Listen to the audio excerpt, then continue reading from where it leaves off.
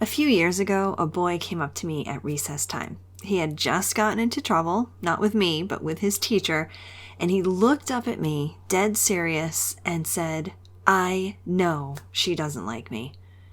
He wasn't trying to be dramatic, and he wasn't looking for any sympathy. He just said it like he was saying the sky is blue, just like matter of fact. And it really broke my heart. This kid truly felt like his teacher just didn't like him. So today we're talking about that teacher-student relationship, and specifically what it means to be that teacher. The teacher that one kid remembers. The one who makes school feel a little bit more survivable or even good for a student who really needs that. Because every kid does deserve to have that teacher in his or her life. And as motivating as this may seem at first, because I know how much you want to be that teacher, right, and make a difference in your kids' lives, I also want to tell you something that might take a little bit of pressure off before we even get started with this. You do not have to be that teacher for every single kid. All right, let's get into it. Hey friends, welcome to Enjoy Teaching Again, the podcast for teachers who love the work but need a little spark to bring the joy back. I'm your host, Elizabeth Peterson, classroom teacher, arts integration specialist, and passionate educator of over 25 years. If you're overwhelmed by behaviors, disengaged students, and long, exhausting days, you are not alone. But together, we can turn things around and you can teach with confidence and purpose again. So locate that cold coffee of yours, find your favorite pen, I know you have one, and let's dive in. It's time to get inspired and enjoy teaching again. You know, there was a season in my teaching career when I was exhausted, and I mean bone tired. I was repeating myself all day long, managing and correcting behaviors instead of teaching, and just trying to squeeze creativity into a curriculum that not only felt scripted and stiff, but some of it actually was scripted. And I kept thinking, is this just how teaching is nowadays?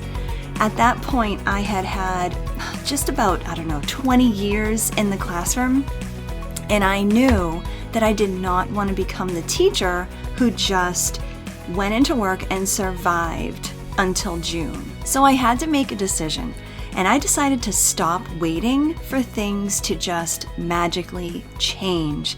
And I decided to put into practice what I had been teaching so many other teachers in workshops and courses and retreats for so many years, and figure out a way to bring some of that creativity and that joy that we would have in those workshops, bring that back to my teaching, because I knew that I was going to be the only one who would be able to do that for myself. And that is when I decided to build a reset. And that reset changed everything. Slowly, I started to figure out what were the most important parts that needed to be reset inside my classroom. And every time I started a new reset in my room, my kids were becoming calmer.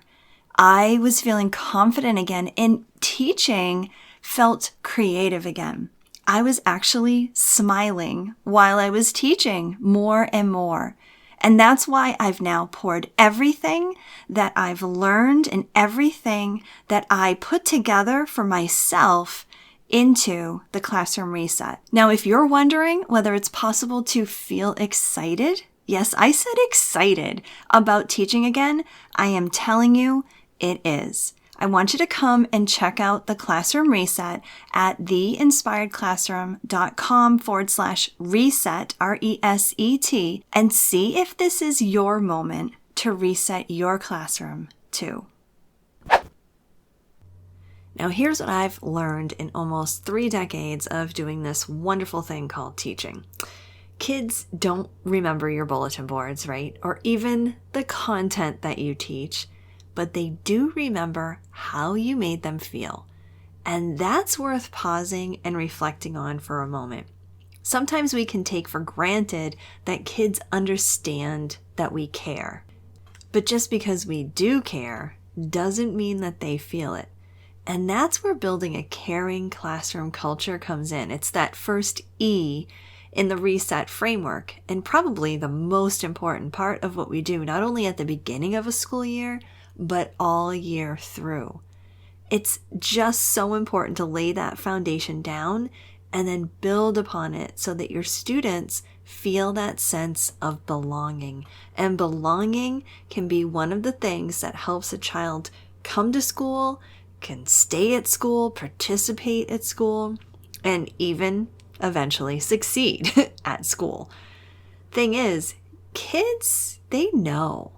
They know because if we go back to that boy at recess, he did not feel seen. Sure, he was a little nudgy. Okay, he was a lot nudgy, actually. But like we've said so many times before on this podcast and at the Classroom Reset Challenge, behavior is a symptom of something else going on underneath. And looking back, I'm sure what was underneath for that kid was connection. There was a lack of connection for him. And he did not have a good connection with his teacher. He knew it. And honestly, I could see it too. There was a strain there, a mismatch almost, because something that just wasn't clicking between him and his teacher.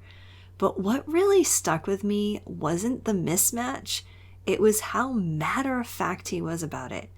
Kids, they're reading us constantly, right? They read our tone, our face.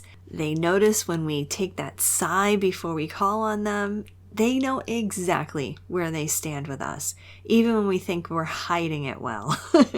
But listen, it's always a good idea to just take a moment and reflect on these things, as hard or as awkward as it may be.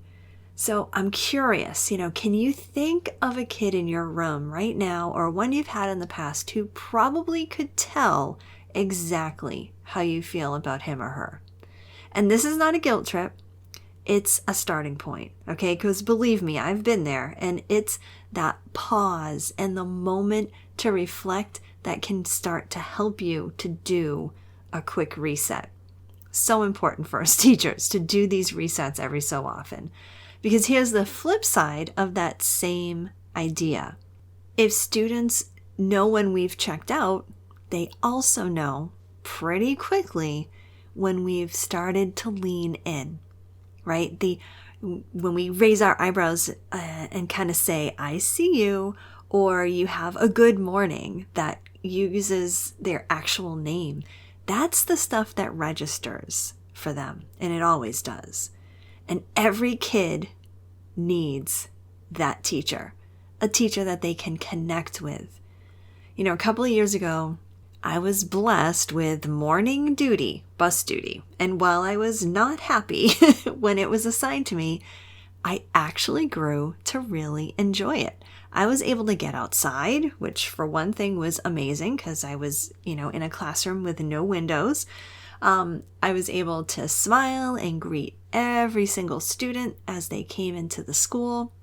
I'd start conversations. I'd pick up on issues that were happening. I actually enjoyed bus duty in the morning. Now, there was one boy, we'll call him Roger, who was an interesting guy. He was a little bit awkward. Maybe had a decent friend or two, but it didn't seem like it that much. He seemed like a sweet kid, but then I learned that he was actually getting into fights. Suddenly I saw his bad side, and I noticed that he just didn't do a lot of work. He was a work avoider. So anyway, I saw him every morning, and I greeted him by name, and he didn't think much of it. But then one day when he was getting off the bus, he tripped, he fell, and he completely blew. It was a little scary for some of the other kids. They didn't know what to do. Well, I went right over to Roger. I helped him calm down. I offered a hand to help him up, and he went on his way to the nurse. And, was I changing his life? No. Was I helping to improve his grades? Yeah, probably not. But with each simple hello or quick question, I'd like to think that I was helping him find a moment of joy in his day. And sometimes that's enough to get a kid to school, right? And after that little incident where he tripped and fell, he would actually make eye contact with me in the hallway and smile or give a high five.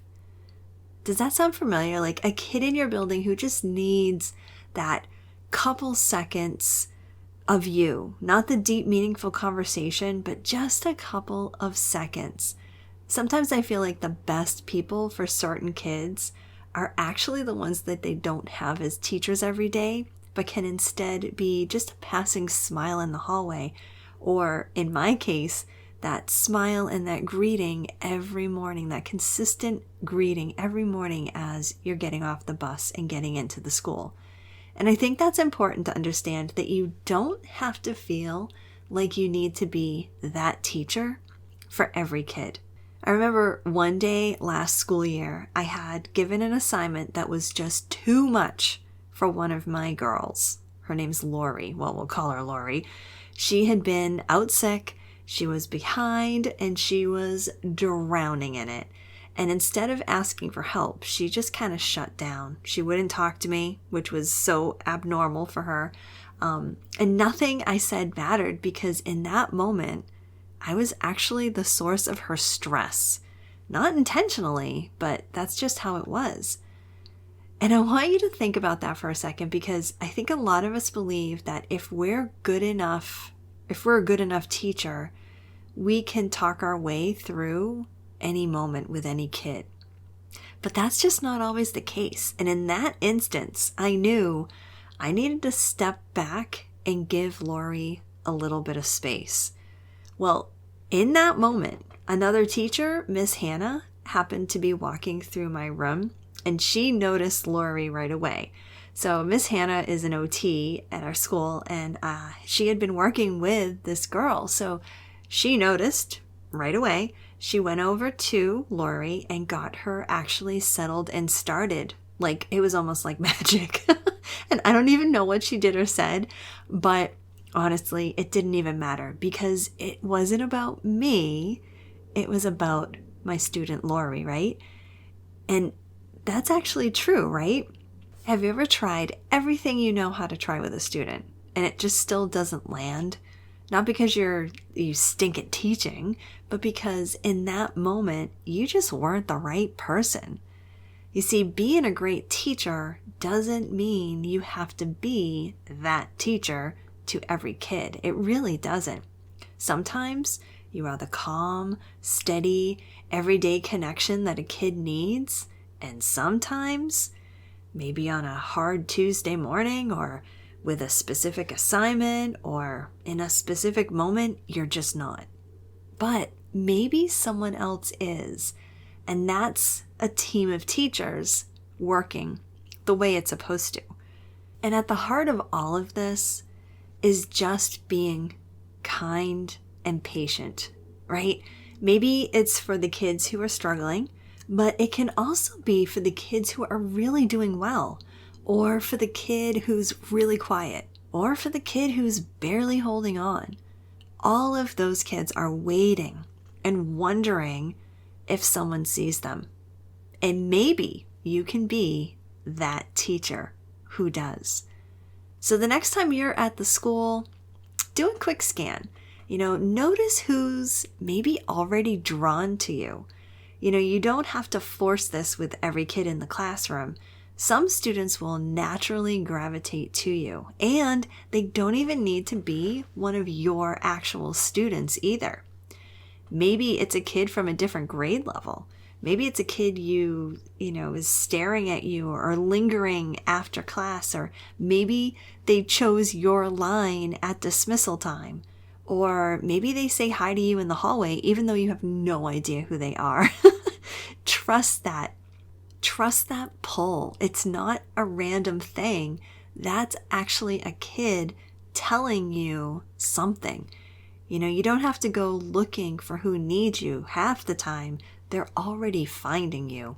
Your job is just to notice and not to brush it off as nothing. And remember, if you're not that teacher for one of your own students, that's okay too. It's okay to let another adult step in and have you step back. That's actually the teacher-student relationship working the way it's supposed to, as a team, and not just as a solo act. Building a strong student-teacher relationship isn't about being perfect for every kid, every day, all the time. It's just about being kind, patient, and willing to keep on trying. I hope this episode inspired you, encouraged you, or gave you a fresh idea to try. And if so, I would love for you to take a screenshot and text it to one of your teaching buddies.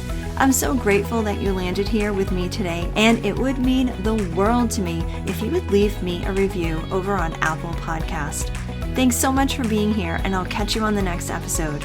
This is Elizabeth Peterson reminding you to get inspired so you can be inspiring to your students and enjoy teaching again.